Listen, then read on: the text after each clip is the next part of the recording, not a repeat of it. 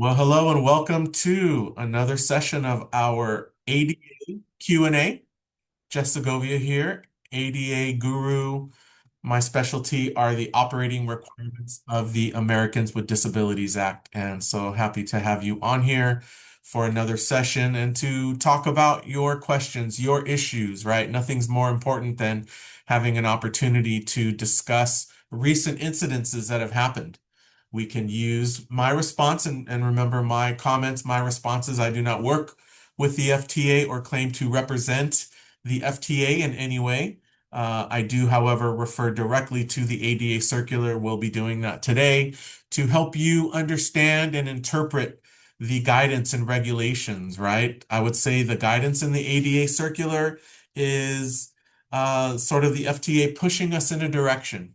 And then there are many, many times where we are left to figure out exactly what does it mean to for there to be a seriously disruptive situation on the vehicle, right? Where we may need to consider denying services to a person with a disability. What does it mean to provide a reasonable level of assistance? There are many, many terms to provide adequate time for people to board and exit. There are many, many terms where we are left to, with the guidance, to come to our own conclusion. And what does that mean? Also means to draft our own policies and for what we think is reasonable and hopefully a level of service and compliance. Well, if we are choosing to exceed the minimum requirements of the ADA, we are looking, of course, to meet the needs of our customers with. So thank you once again for being here. As we know, there are five major sections of the ADA, non-discrimination, which tells us that we are not to deny, or excuse me, we are not to discriminate against people with disabilities. We should not have policies, practices, whether on purpose or by accident, that are denying service unfairly and unreasonably, and or are discouraging the use of our services, right? That's a really important one that is often overlooked. We do have general assistance requirements. There is guidance that tells us the ways that we are to provide assistance to people with disabilities. The difficult part is at what point are we providing good customer service and putting our driver in harm's way? And so that's a very important element for us to discuss. And so that's always a hot topic there. Service animals, of course, I would say is its own animal, if you will. Pardon the pun. Understanding what is a service animal, the definition that we have in the ADA, we follow the FTA DOT definition of a service animal. There is also FTA aviation. There is DOJ. Those definitions, however, say that service animals are only guide dogs, service dogs, and miniature horses. And we have, of course, a much more expanded definition. Direct threat denial of service. We are allowed to deny services to people with disabilities. How do we do that? Safely, effectively, fairly, right? That's where the hard work starts to come in. The real work begins once you have decided we are going to deny services to this customer. Now we need to communicate with them with respect and clarity and document the you know what out of this situation. I came to the conclusion this morning that my perspective in working with transit agencies is in all of the ways that I do, help you be in the best position possible to defend yourselves in anything, whether that be a complaint, a lawsuit, a complaint to the FTA, right? And any other environment that we might find ourselves in, even the public environment at a meeting. I like to help agencies be in the best position to defend yourselves when you do make a certain decision or when you are challenged on a policy. And a lot of the work that I do lately is reviewing ADA policies. It could be your training manual, it could be your rider's guides, it could be everything, all of it, to review that and to provide my feedback to you on, yes, this is a reasonable policy. Here are some recommendations. You're missing some things. And so that's a lot of the work I've been doing lately. And then there are the paratransit, ADA paratransit requirements. I would say that that is its own section as well.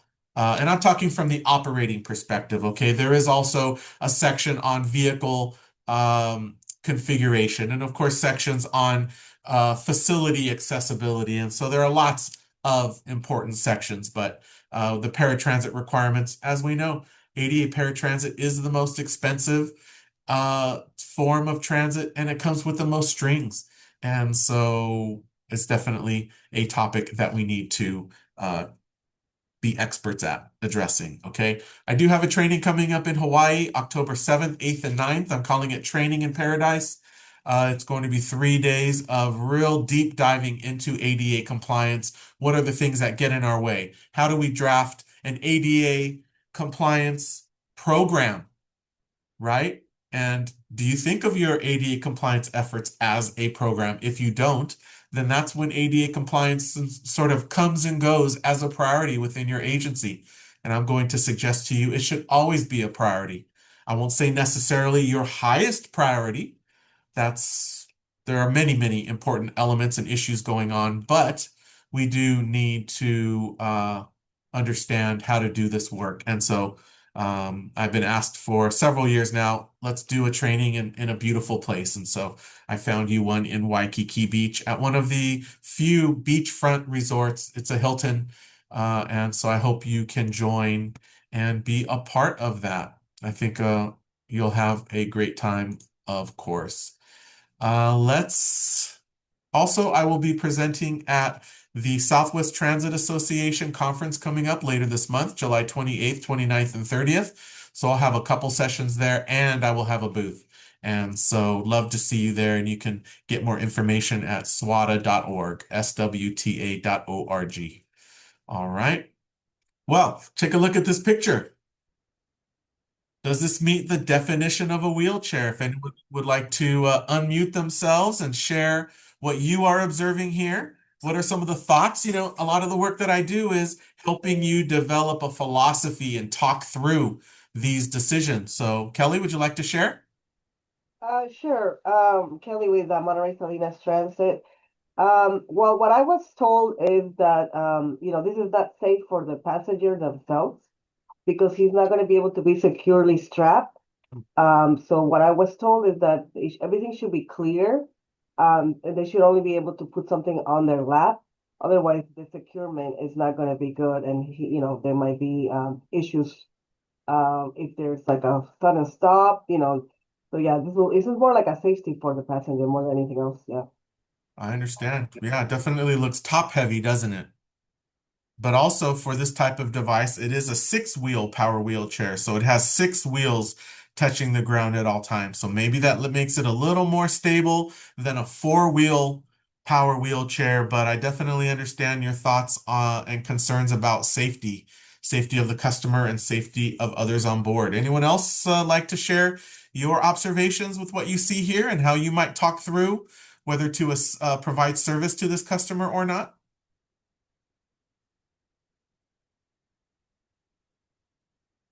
I think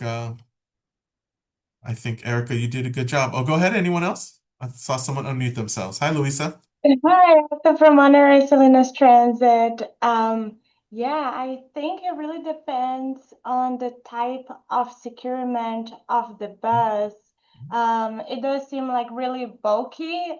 We do have our trolleys, for example. Our trolleys they run during the summer months, and they have a smaller securement area. So like Mm, for the trolley, I definitely don't think that would be feasible. For the bigger buses, maybe, but it really depends on we can see the other side of the picture, right? So looking like that, it may be a challenge to accommodate it on the bus. So hmm I'm with Kelly, like the driver may not be able to secure it safely enough if it is like too bulky. Right. Thank you for both of your comments. I think you're both right in many ways. Concerns for safety. Does the wheelchair fit on the vehicle? This was someone that had just exited a large fixed route bus. So they did board safely. They were secured. And the trip was delivered successfully, and that is where we want to focus our efforts and our thoughts when we come across anyone in a wheelchair or something that they're claiming is a wheelchair or mobility device. We want to talk through, does it fit on the vehicle, right? If we go step by step, does it fit on the vehicle? If it gets through without damaging the vehicle, then the answer, I think, would be yes, right? We let it proceed. Does it fit in the securement area? And is it blocking the aisle? We tend to have policies that state that we cannot block aisles, doorways, etc. So maybe if it's a full bus and there's another person in a wheelchair on the other side of the aisle, maybe this person doesn't fit and does create an unsafe situation. But I can share with you from the transit agency that this person had been successfully transported. And so we just really need to have a good philosophy to talk ourselves through when we come across really challenging issues. Here is our definition of a wheelchair. Was someone else want to comment, Rich? Well, Jess, I was just going to say, is there, in the old days, 10 years ago plus, there were And I'm used to really be old then, if the old days was 10 years ago. there used to be requirements, as far as either weight and or size specs for wheelchairs, whereas by the FTA did away with that here a while back, They did. to the best of my knowledge. But do you know if there are any minimum specs for a wheelchair location? On a given bus. Like I said, there could be a variation between a van, a cutaway, a fixed route, right? So just because of the pure size of the vehicle itself. So do you Yes. know if there are size restrictions or specifications by the FTA? Yeah, thank you for your comments. You're right. The old definition of a wheelchair did include dimensions and weight, and that was removed. I think what we'll see moving forward with the ADA are only changes or additions that make it easier for people with disabilities to use the service. Our current definition is there. This is a snapshot out of the ADA circular stating that, among other things, a mobility aid, a wheelchair, has 3 or more wheels, is usable indoors, designed or modified for and used by individuals with mobility impairments, whether manual or powered. And so there is guidance on this issue. I don't have it here to share with you right off the top, but there is a minimum standard of 600 pounds that our vehicles must accommodate. And as I shared, there is a little more specific guidance on that. And then I believe there is also minimum requirements for the size of our wheelchair securement area. And so those would be in the vehicle configuration section of the ADA and of the ADA circular. Vanessa, you'd like to share something? Yeah, I have a question. Well, when they're riding in a scooter and they, come in, do we have them come get off of the scooter and sit on our seats? Or, I mean, there's no way that we can secure them properly because those things do tip. Scooters definitely tip over, especially three-wheel scooters. There is no requirement or guidance that says that we can require passengers and scooters to transfer to a seat, but we can have a practice where we recommend it. For your safety or to ensure the safest ride, we recommend that you transfer to a seat and we'd be happy to secure your scooter. We must secure scooters, right? And so the best way to do that, I have found, well, it depends on the securement equipment you have, but a lot of agencies use securement straps, right? The blue ones in particular, the yellow straps we tend to think of as more permanent. They're very difficult to take off once we've put them on. They don't damage the wheelchair or modify it in any way, but they're just not an open loop the way blue securement straps are. And so the best we can do here would be to ask that customers transfer out of their scooter. But again, we cannot require it. And this really, several of your comments touch on a theme throughout the ADA, which is that people with disabilities get to make choices regarding their experience in using our services. And so wheelchair securement might be mandatory on your fixed route, but the use of the lap and shoulder belt is optional because there are not seat belts at any of the other seats on large traditional buses. And so we would love for everyone or for the customer in the wheelchair to choose the lap and shoulder belt, but they get to decide whether they do or not. Go ahead, Lisa. Um, I have a question.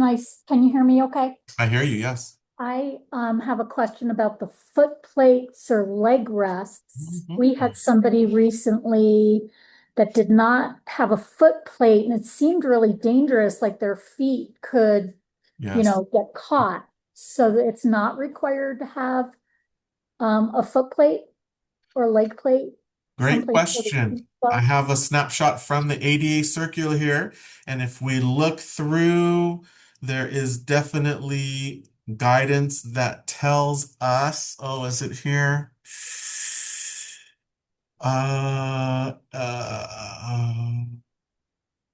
I thought it was here. Do I have another? Okay, well, the guidance is, I thought I would have bet my life it was here. The guidance is that we cannot deny services to a person because they might be missing a footrest or armrest or anything like that. I definitely understand that that is a safety concern, but we can only deny services if a safety issue exists, right? Not in anticipation of an issue. And so an agency having a policy that says services will be denied if a wheelchair is missing a wheel or missing footrests, etc. That would not be a compliant policy, right? Because even with a footrest missing, it doesn't mean there is a safety issue that exists. And whenever someone tells me or gives me an example that someone boarded and they were missing the footrest, I ask, did you provide the trip? Yes, we did. Were there any safety issues identified during this trip? We'll know, and so we have our answer there, right? We need to make sure that we don't make decisions unfairly, right? We We could make this. can we recommend it? Rec We can always recommend whatever we like. We just can't enforce a recommendation, right? So, or deny it. we really Okay. do recommend that you use footrests with your wheelchair just to make sure you're as safe as possible on our vehicle. But again, there's not a whole lot we can do there. Go ahead, Diana. To ask if there's a person that has a wheelchair, but they're not sitting in it, they are pushing their own wheelchair, and the wheelchair is covered with like many bags and belongings to the point where it seems that that person wouldn't even be able to sit in their wheelchair. Yes. How should that be handled? Great question. There is guidance that tells us that we can deny services to anyone who is not using their wheelchair the way it was designed. And wheelchairs were designed to transport people. And so if we have a policy, listen, I'm huge on policy and I'm not a fan of agencies that I'm not accusing your agency of doing this, Diana, in general. Not a fan of any practice where we move to deny services or hold a rider accountable for a policy that doesn't exist in our program and that hasn't been posted and made available to the public. And so yes, there are people that have large bags, and the questions, just like I talked it through a few minutes ago, are we able to get it on the vehicle? It depends how strict we want to follow the guidance. I used to be the ADA compliance manager for Los Angeles Metro, and we had a policy that stated that we needed to know that someone could use the wheelchair the way it was designed if needed, because not everyone needs to be sitting in a wheelchair all the time. So if they had bags, we might have operators that would say, I need you to sit in the wheelchair and possess your bags, hold your bags, so I know you can use the wheelchair the way it was designed. I know a lot of agencies that don't even worry about it, and they just board the person, secure the wheelchair, and they move on in service. So this is where these choices start to come in, right? We need to be reasonable in our determination. Do these bags prevent us from doing the things we are required to do and what we are stating in our policies?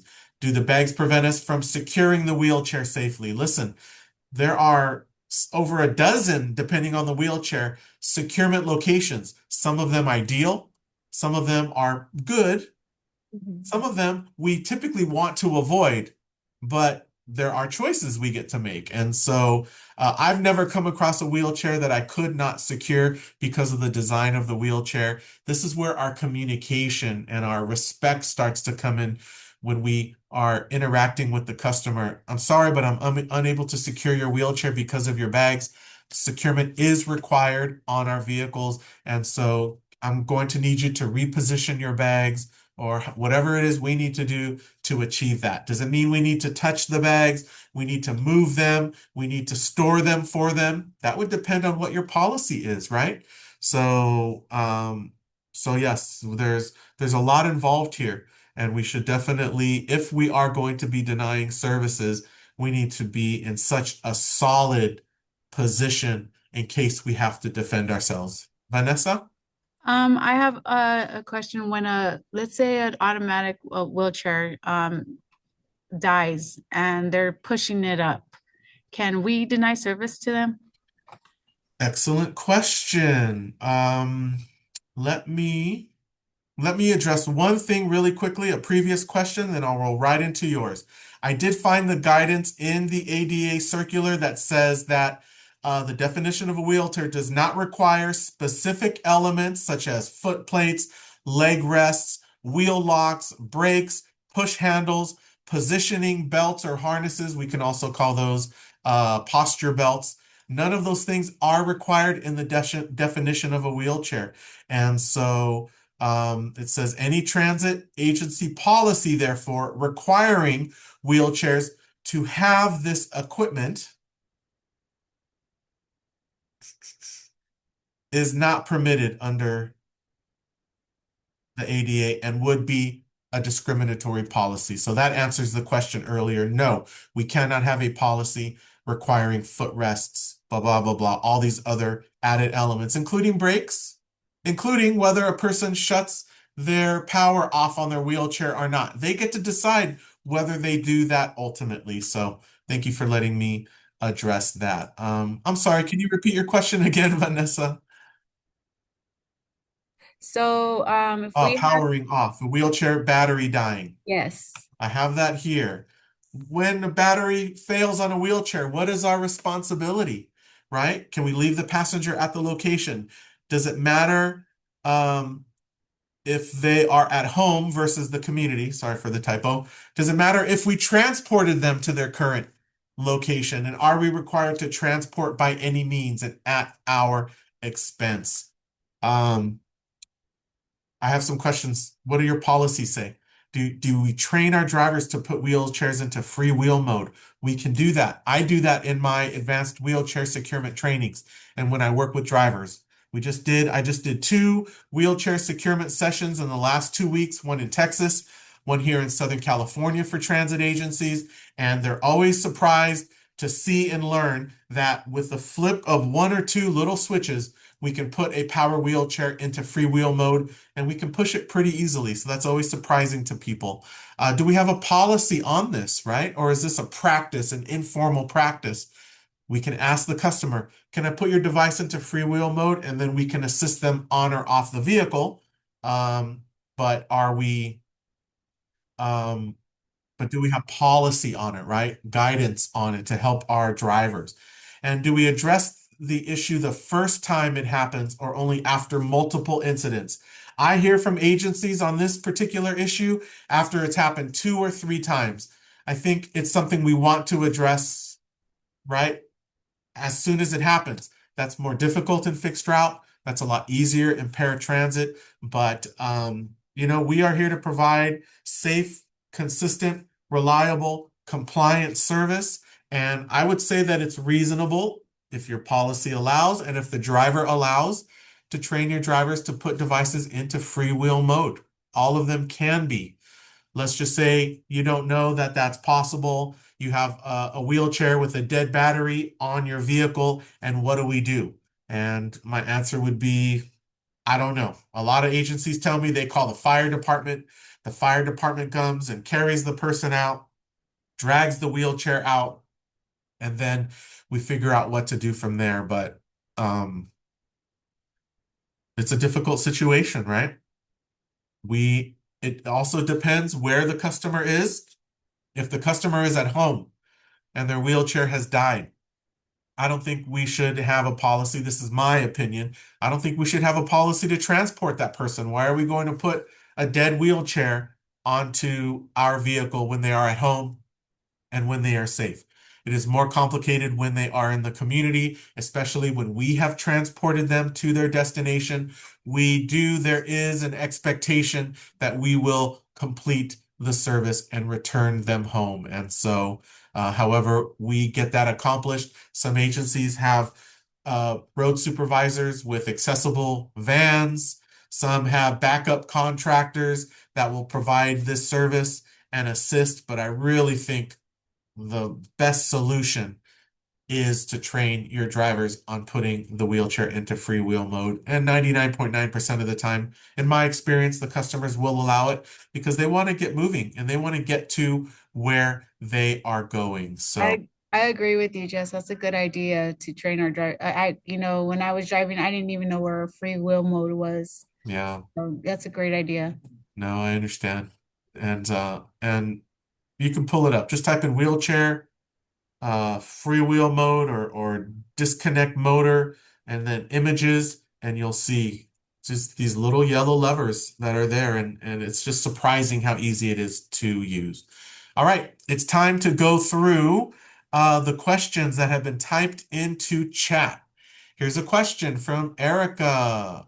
Is it considered a direct threat if a customer riding paratransit has bed bugs and is taking vehicles out of service? Also, there isn't time to give a warning to correct the safety issue.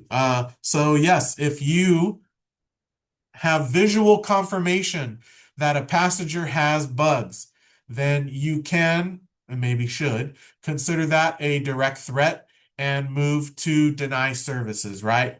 Remember, all the hard work is in how we deny service, referring to our policy, referring to the ADA, letting the customer know that services will be denied until this situation is resolved.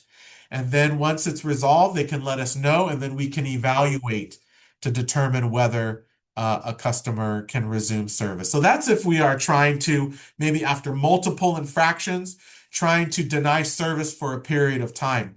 In the moment, we can deny service to someone trying to board our vehicle because we see the bugs. And then tomorrow, if they try to board our vehicle and we do not see the bugs, guess what? We transport. So I don't want there to be any misunderstanding there. Yeah, sometimes there isn't time to give a warning. And what if someone is pushed in their wheelchair up to your vehicle from an employee of a facility and they whisper in your ear, "Be careful, they have bed bugs or fleas." We make decisions to deny service based on facts, based on objective information. And so someone telling me that a person has bugs and me not having visual confirmation, that is considered to be subjective information. That is considered to be someone else's opinion. I cannot confirm it, and therefore I don't know what other conclusion to tell you other than we need to transport that person. So I hope that answers your question there, Erica. Here's a Thank you. question. Oh, you're very welcome. Question, very specific. Our agency recently added an announcement to please remain seated until the bus comes to a complete stop when approaching a stop. However, this announcement takes over any wayfinding announcements. This against the ADA. Oh, interesting. What I'll say to you is that announcement should not override the stop announcement. So we need to announce the requirement in the ADA is that we announce stops, right? Whichever stops we identify. And so, no, I don't think it would be reasonable, and I think it would be a violation of the ADA if that announcement overrides your stop announcement. But it gets more complicated because the guidance in the ADA says that we will make stop announcements. The requirement is that bus stops serving multiple routes major destinations and locations, and then it says intervals along the route.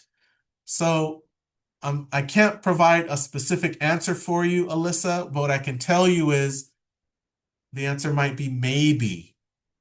Is the announcement that's being overridden, a stop that is an interval along the route?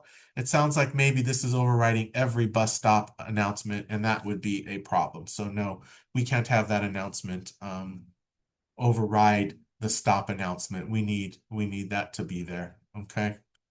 Yeah.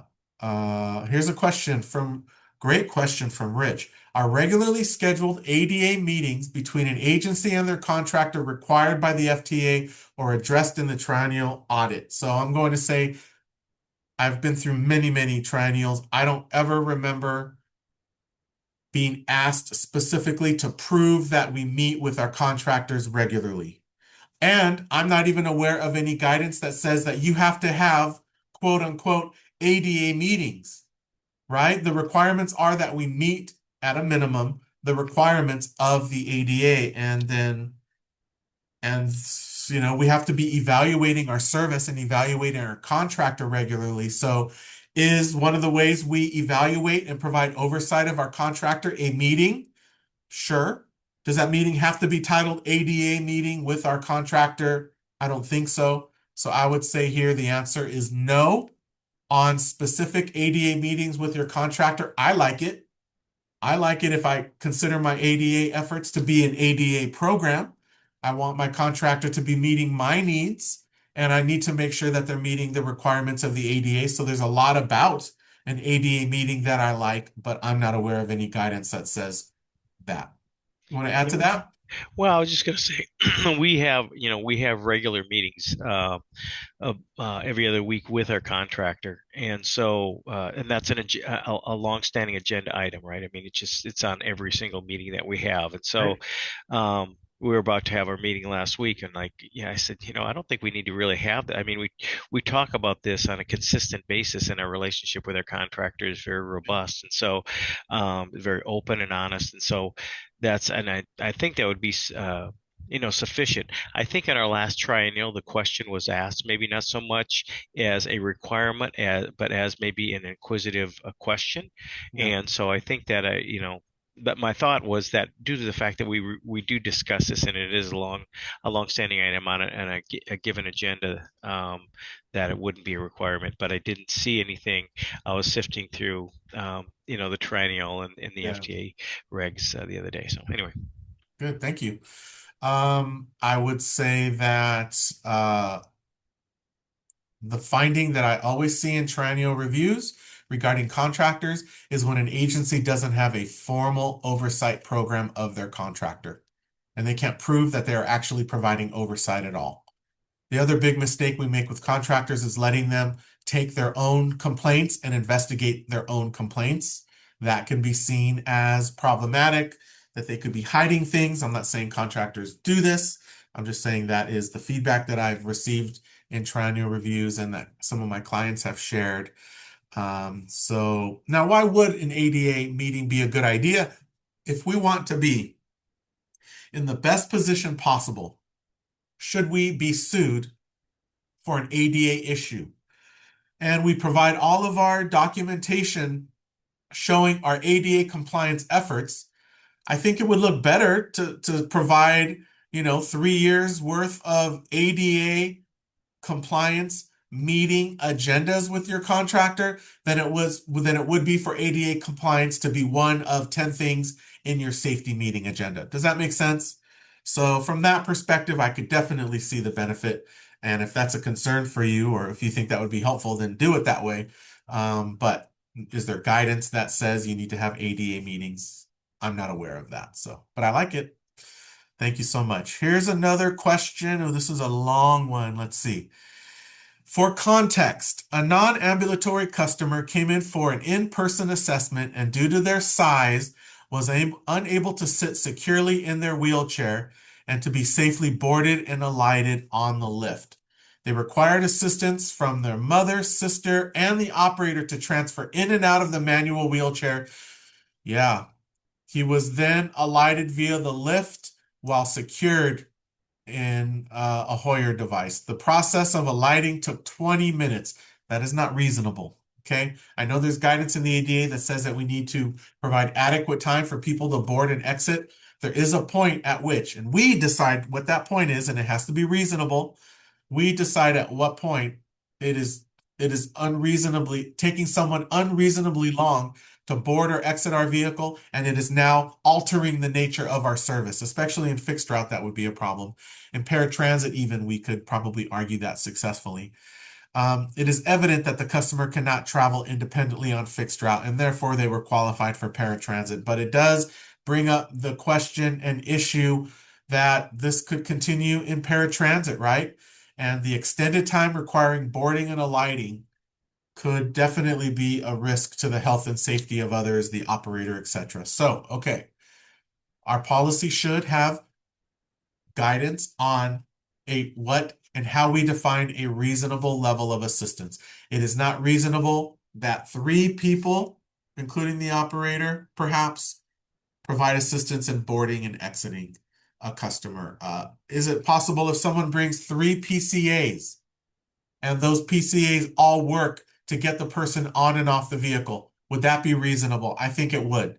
The unreasonable part is how long it takes. And so I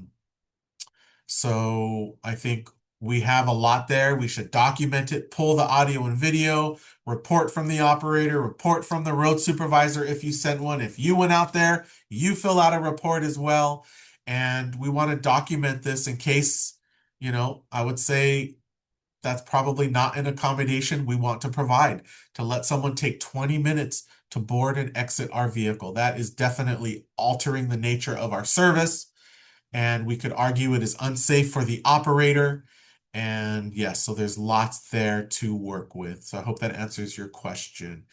Here's another question. If someone is boarding a bus with an open container, a cup without a lid, my agency would not allow that. However, we allow closed containers.